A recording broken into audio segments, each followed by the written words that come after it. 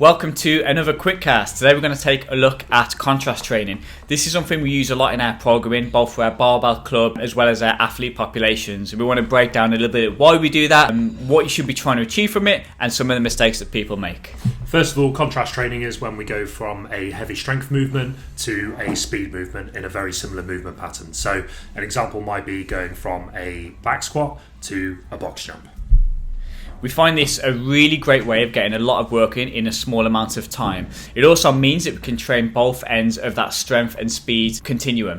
A lot of people are focused on developing strength and developing power, and they separate them. To be time efficient, we can do these together, and a lot of the research shows that actually you can get a little bit more of the exercises when done in that back-to-back fashion.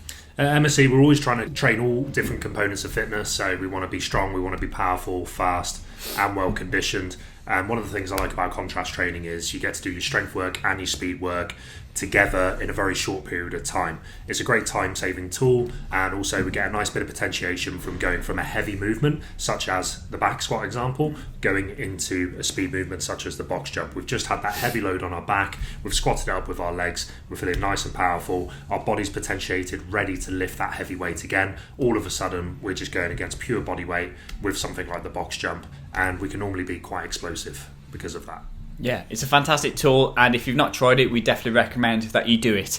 That said, there are a few mistakes that people make. The first one that I wanted to speak about was with the speed component of people trying to progressively build this up like a strength exercise. And the danger with this is, instead of using a bodyweight exercise or a light medicine ball, when you keep adding weight, you lose that speed component, and it almost becomes this no man's land where it's not quite light enough for speed and it's not heavy enough to develop strength. So we don't need to progress the weight when we're doing the speed work. We want to progress the actual velocity of the lifting or the force that you're producing.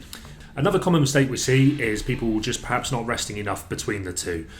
So although it's a bit of a superset and we want to go from the heavy work to the light work, it's still good to take around 30 seconds just to get your breath back, just to replenish a bit of ATP, ready to go for that speed step. After you've done those two, then we can obviously take a slightly longer recovery in between sets.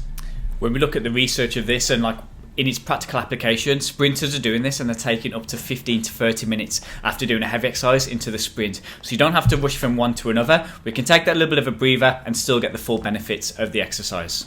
If you're going to try this in the gym, some good examples might be back squat into box jump, it might be bench press into a plyometric press up, it might be pull up into med ball slams, and it might be deadlift into broad jump. Yeah, so give them a go, guys. Mimic those movement patterns, and train two ends of the spectrum and get a little bit more bang for your buck. If you have any questions, let us know, and we'll catch you at the next one.